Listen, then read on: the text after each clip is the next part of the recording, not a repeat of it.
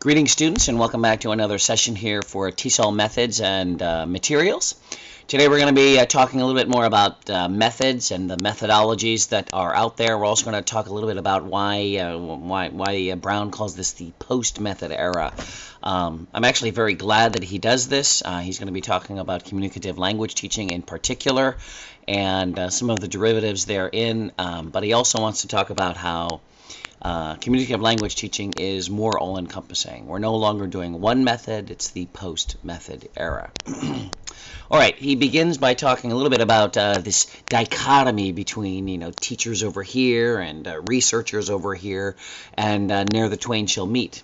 And I would agree with him, that's not the case. Teachers are also researchers, and researchers are also teachers. Now, to be honest, teachers primarily do more of the practice end and less of the research end, but they do research, just as researchers primarily do their research end, but they may also engage in some form of teaching. And so Brown would simply say, that's not the case. It's not the case that teachers don't do any type of research, whether it's teacher research or action research. They're doing some kind of research in the classroom. So you, as a would-be teacher or a current teacher, need to remember that although you're teaching, you're also researching. You're experimenting with ideas. You're experimenting with techniques or procedures. You're experimenting with design. As you go through the process of setting up and teaching a class. So it's not the case that they're separate, okay? That's just simply not the case. We are teacher researchers. And again, if you're going to be strictly going into research, then you're going to be more of a researcher / teacher. But there is no strict dichotomy, okay? You are going to be a researcher. Don't forget that. The approach that he brings out is an approach that I would heartily agree with. Years ago, 25 years ago, when I was a student, and people would ask me what my preferences were, I would typically use this word. I'm an eclectic. I use a variety of means and a variety of methods, a variety of procedures in order to accomplish my goal, which is to get students to learn. I wanted to find out what their motivations were and use that as a tool, use that as a foundation for getting them to learn. And so I'm very glad that he came out with this phrase, an enlightened eclectic approach. So I would agree with this. Think in terms of possible methodological options to tailor classes to meet student needs and desires, course objectives, and incorporate a methodology that is theoretically well informed of second language acquisition and second language teaching. I love this entire sentence here. Right? When you are teaching, you're not going to pick any one method.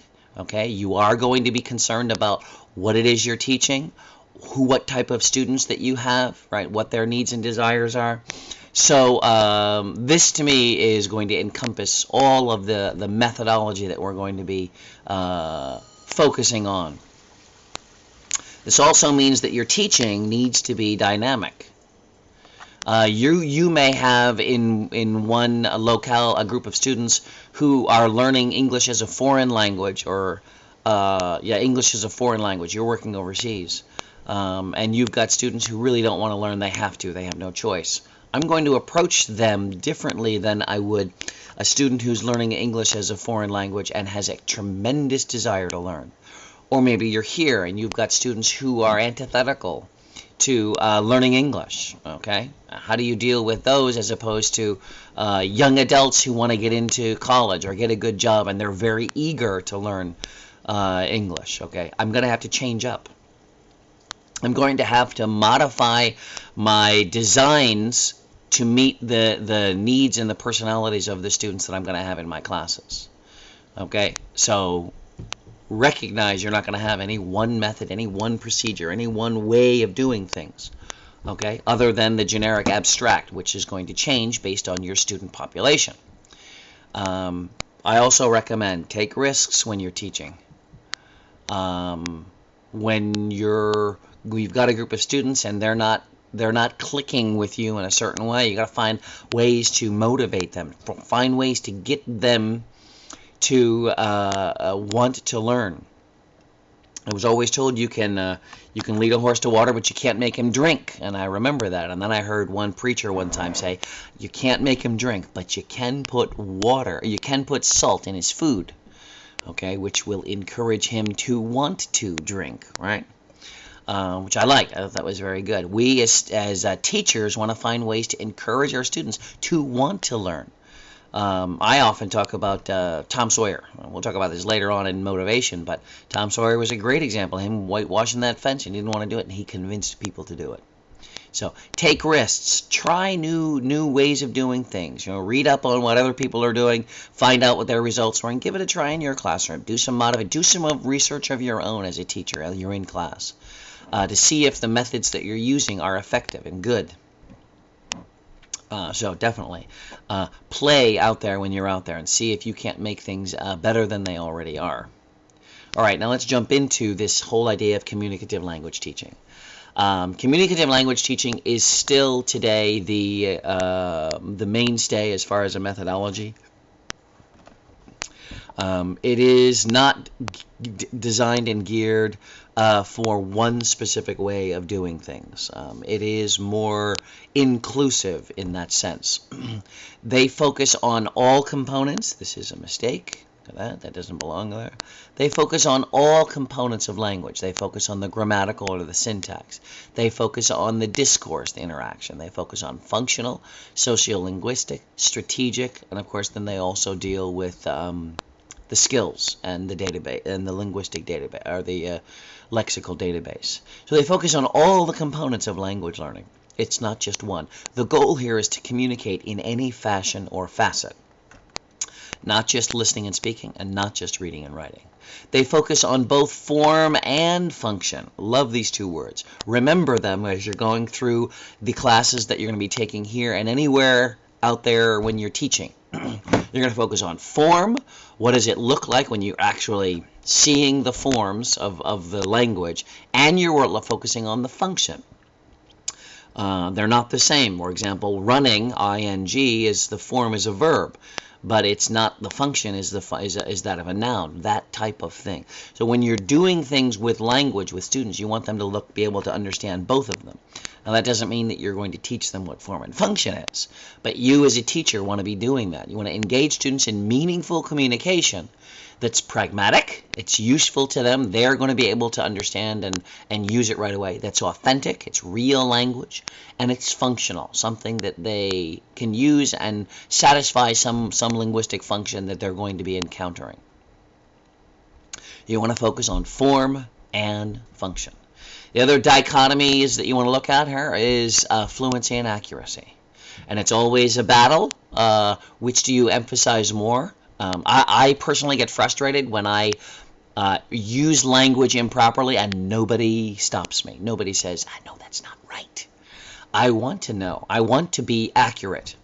But at the same time, if I'm overly accurate, I will in all likelihood be less fluent because I'm too concerned about getting everything exactly right. I've got to be willing to make mistakes, but I don't want the mistakes to impede communication. I did have a student once in Japan who you'd ask her a question, be about a minute before she'd answer. Now, when she answered, it was very accurate, but her fluency was so bad that nobody wanted to wait around for her to talk. We want to have both fluency and accuracy. We want to focus on real-world contexts. We want to make sure that what we're going to be using as content and context is actual things that these students are going to be encountering.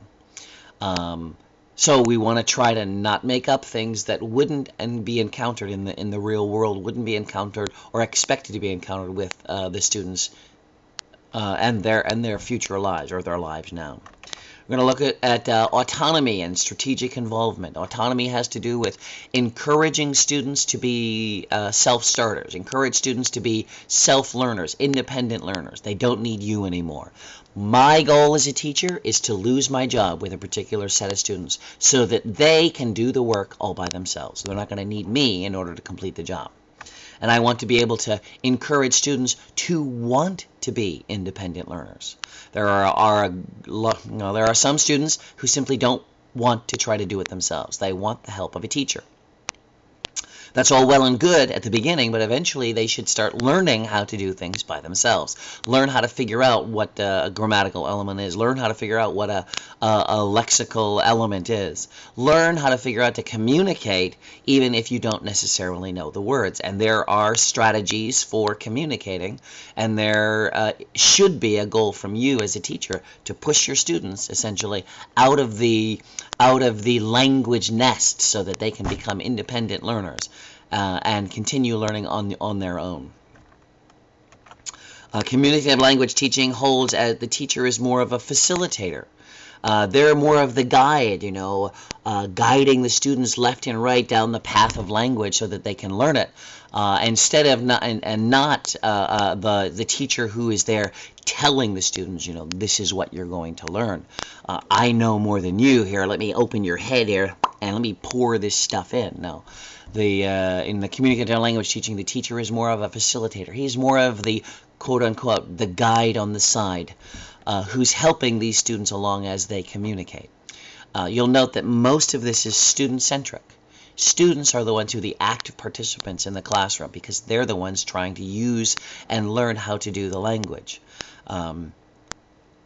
So this is communicative language teaching. There are many, if not all of these facets that I will use in my class. There are times, though, where I will jump into, for example, audiolingual. I will jump into even grammar translation. I want to have a mix-up of things that are going on. None of the older methods were necessarily wrong. They were simply insufficient. Communicative language teaching is now trying to get a broader scope and include all of these elements. When I talked about grammar translation, well, we're focusing there on form, right? If we're talking about audiolingual, we got some of the communication functions up here, and we got functions here. So you can see that a lot of these things fit in here. One problem with communicative language teaching is that it does incorporate a variety of meanings. And one of the problems that I've encountered, when I was a student, and I actually read articles on communicative language teaching, and it was not about a more holistic approach to teaching language. They weren't teaching all the components. They focused much more on the listening, speaking, and not on reading and writing, not on grammar and vocabulary. And so when someone says, oh yeah, I really like communicative language teaching, you may want to say, what do you mean by that? What elements are you referring to? Are you going to focus on all the components? Including grammatical? Are you going to focus on form and function? Are you going to focus on fluency and accuracy? Are you doing teaching strategies and autonomy? Right? So make sure when someone says that they actually mean it in the eclectic, all-inclusive sense that Brown and I do. Next, I don't even know if I call this a method. Maybe it's an approach. Is called task-based language teaching, and this has come out in the past 15 years or so. And the basic concept is that we not look at language as a series of lexical linguistic elements, syntactic elements that we need to communicate, that we need to teach, that we need to make sure students know, but rather we should focus on developing classes, activities, techniques that is task-based in nature. It's a task that they have to complete. It's a project they have to complete. They have to, plan for a party or write a resume or things like that. It's some event that requires a series of activities that they need to do in order to complete. It might be a research project. If your students are intermediate level, for example, even lower intermediate, something they have to go investigate, and it's going to require that they do language, they use language, and it's going to require that they write and then present, and there are lots of different pieces that are involved. But the focus isn't on language. The focus is on the project, the task that's being done. An activity which requires learners to use language with an emphasis on meaning to attain an objective. So their goal, basically their goal, is to complete the task.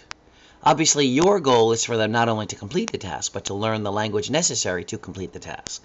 The focus, though, the focus of the class, the focus of the students, is to complete the task, and that's the important thing. I've used this method when I was teaching a bunch of science majors, and they were required to learn how to do a research paper. And so they had to actually begin with the brainstorming of what research they were going to do. They needed to plan the research. They needed to conduct the research. Then they needed to write a research paper. Okay? It was a rather long, I mean, it was a several-week process that they had to do. But the focus, again, was on the project. Obviously, they were going to learn language. They had to interview people. They had to plan together, and that all had to be done in the target language. So there's this is what this is as far as task-based language teaching. It specifies what a learner needs to do with an English language in terms of the target tasks, and organizes a series of tasks intended to reach those goals. So if my students are actually going to conduct a research, I need to prepare materials, language, grammar, speech acts that will enable them to complete their task, okay? To do a research, that's their task. So I need to get my language materials in order and put them into their tasks so that when they're ready to go do an interview or create a questionnaire, or when they're going to do a presentation, they'll have the language they need in order to complete it. Right? Quite interesting way of looking at things. Some people are very much interested in this approach to teaching language. Others don't necessarily see it as profound because they may have been doing this before, and this is just a new name on an old wineskin. Not that it's bad. I mean, it's a very good. I use this, but some may argue that it's not really necessarily anything that's new. Communicative language teaching did incorporate task type activities. They just didn't call it a task, right? But that's neither here nor there. It is a good idea, and there is good research that's being done on it. Some other related approaches, the learner-centered instruction. This is, again, an approach where the teacher has to take into account the learner's needs, the learner's styles, the learner's goals. My opinion, as the eclectic here, I would say do this all the time.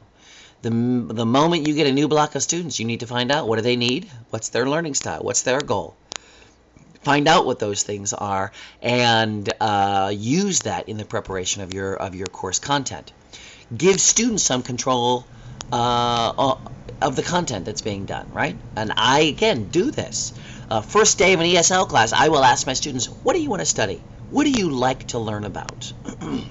Obviously, they want to learn language, but do you like sports? Do you like, do you like going to the beach? Do you like biology? Well, what do you want to, And I can fashion things, and now they know they had some control in the course. They have more control in the course. They have more ownership in the learning process, right? So it's an excellent thing to do when you're introducing this, right? Allows for student creativity. This does when it's learner-centered. It allows them to be involved actively in the system. It enhances a sense of value, and that it does.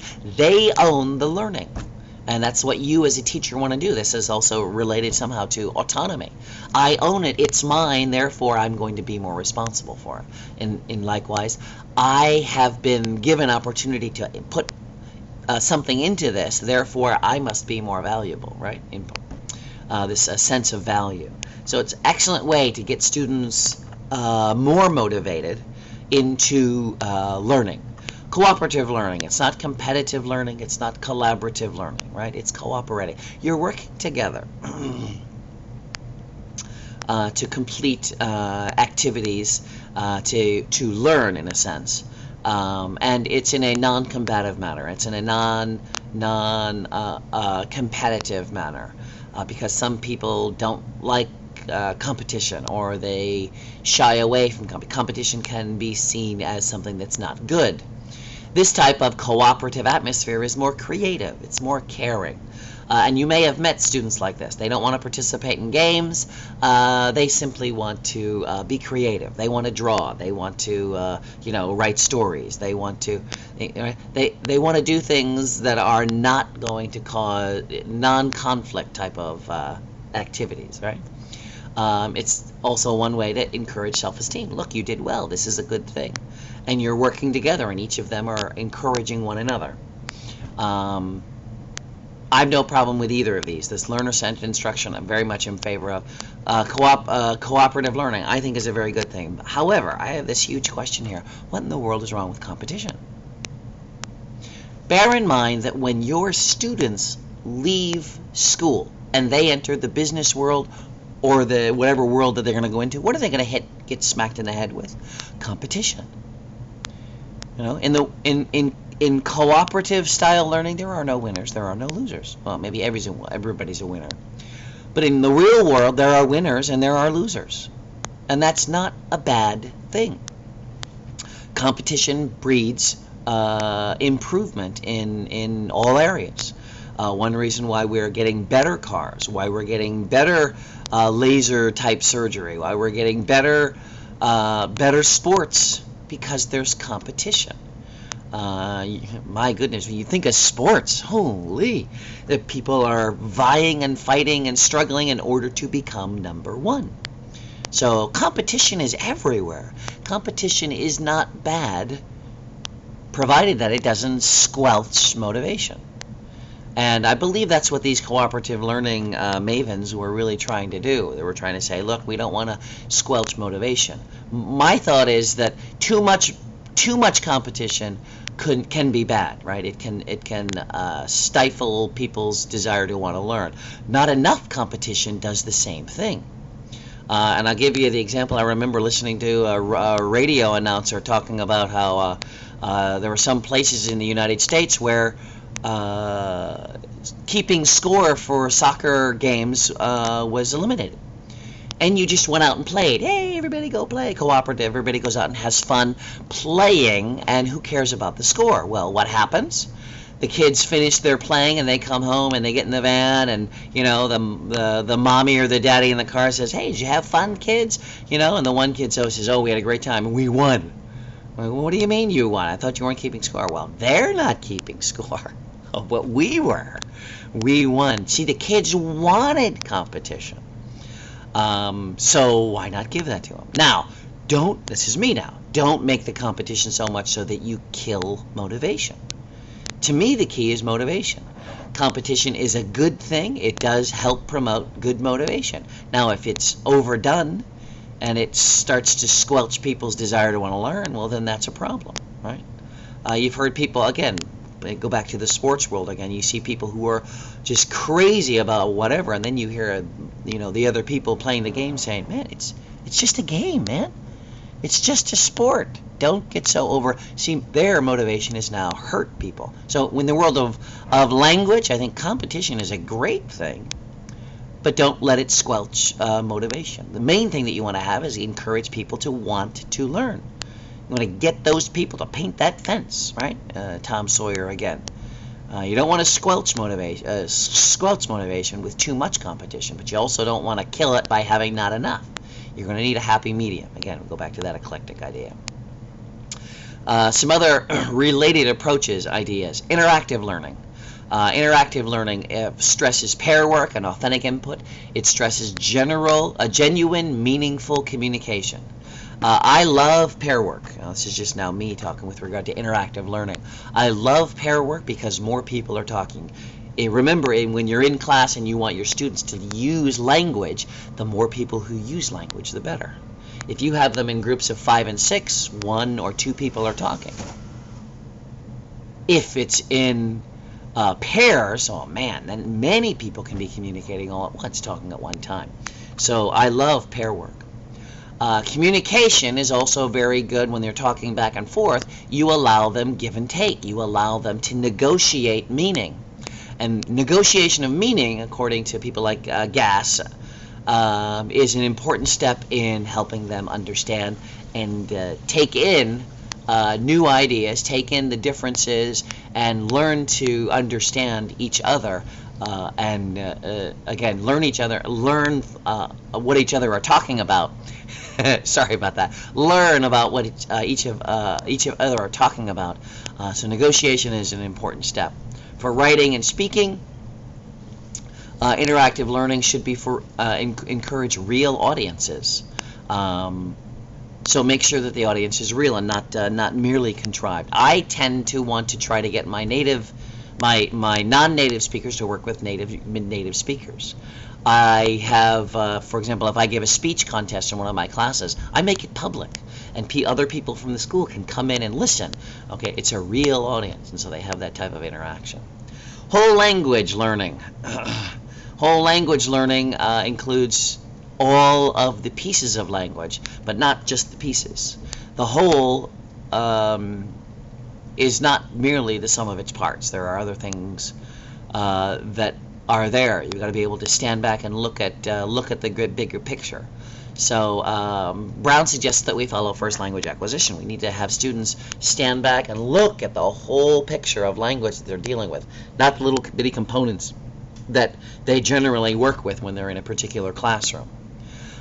This whole language learning is also anchored in a vision of equitable, democratic, diverse society.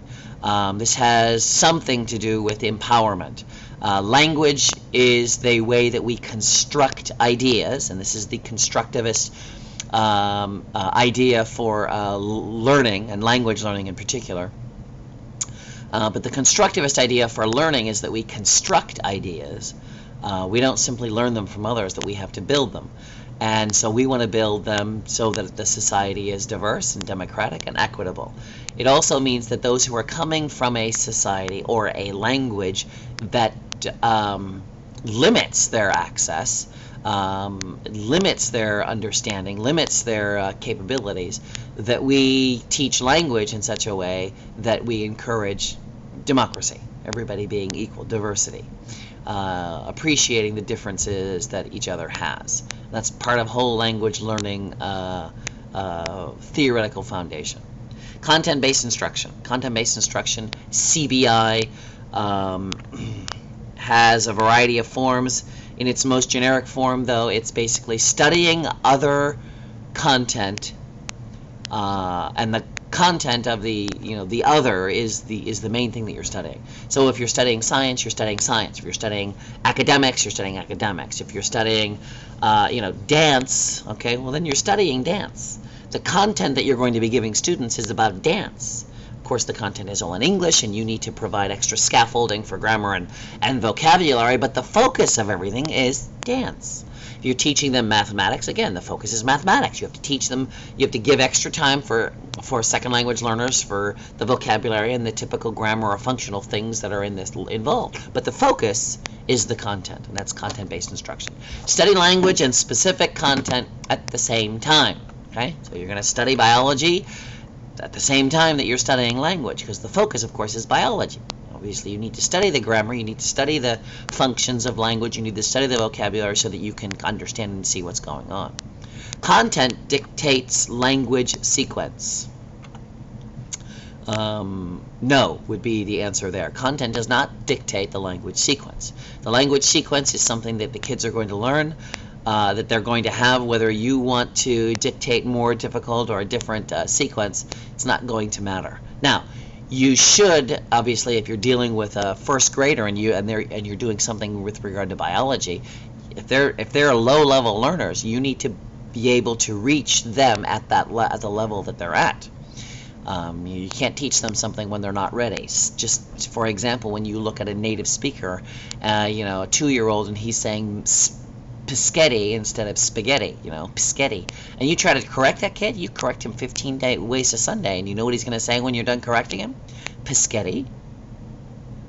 Because his brain hasn't made that connection yet. No problem, he'll get that eventually. The same thing with some language sequenced elements. You're not going to be able to teach higher level ones until you do the lower ones. Just because the content is going to be more complex doesn't mean the language has to be. So there is a separation between these two here, and I would agree with Brown and others. There are variations to this idea of CBI, content-based instruction, things like theme-based or sheltered instruction, sustained content, teaching. There's also another one for cognitive academic language learning, but they all basically fit around this idea of content-based instruction. And you're going to have more opportunity to learn about those in the coming semesters. All of these approaches are somewhat related to this communicative language teaching.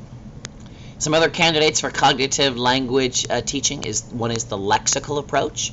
One that I think should grow more. Regarding the lexical approach, there are many words that are not merely, well, words aren't. They're not isolated elements. You have words that have associated words with them, co-located words. And we'll talk more about this later on, but you've got words that are co-located. You've got words that have relationships to other words. You have words that are synonyms to other words. And so you have all of these interesting connections when you look at a dictionary. It's not just a word, but there's a fan out of all these different ways that they're connected to other words. And there are those who would argue that by learning language from a lexical approach means that these students are going to get a robust lexical system that includes more than just one word, but it's going to be an intertwining network of words and chunks of words that are put together so that students have more control over what's going on. Lastly, multiple intelligences. I'm certain that you've seen or read about multiple intelligences, where in the past, someone was intelligent because they were good at math and science, or because they were good at reading. Multiple intelligences idea from Gardner, I believe it was, basically saying, hey, everybody has, there are many different types of quote-unquote intelligences. There are some people who are good at math, some people who are good at dance, some people who are good at sports, some people who are good at seeing abstract things, some people who are good at seeing concrete things, some people who are good in literature, playing with words. And so someone isn't dumb because they lack the quote-unquote standard IQ type of thing. We have different ways that we learn. That also means that we as teachers should try to find different ways to use the multiple intelligences that our students have in order to teach language. Again, we go back to this whole idea of enlightened, eclectic approach. We're going to look at people and how they learn, and someone is more of a doer when they learn. Well, then we should find ways to do things so that they can learn. If people are more hearers when they learn, then we need to find a way to appropriate that. Be eclectic. Find ways, to become the best teacher in any situation for any group of students means that you need to be dynamic. You need to change things around and be ready for them. Multiple intelligences is another avenue that we can use. Students who are, they're doers, well, find some way to do in order to help them learn language. And this is the post-method era. A lot of this is involved with communicative language teaching and the derivatives therein. However, bear in mind that we want to be eclectic. We want to be able to reach our students and motivate them in the best way possible that's theoretically sound, right? Best way possible that's theoretically sound. Incorporate a methodology that's theoretically well informed, but also includes students' needs, students' learning styles, course objectives, etc. Thank you all for stopping by and having a listen here in this post-method era. I do hope to see you soon.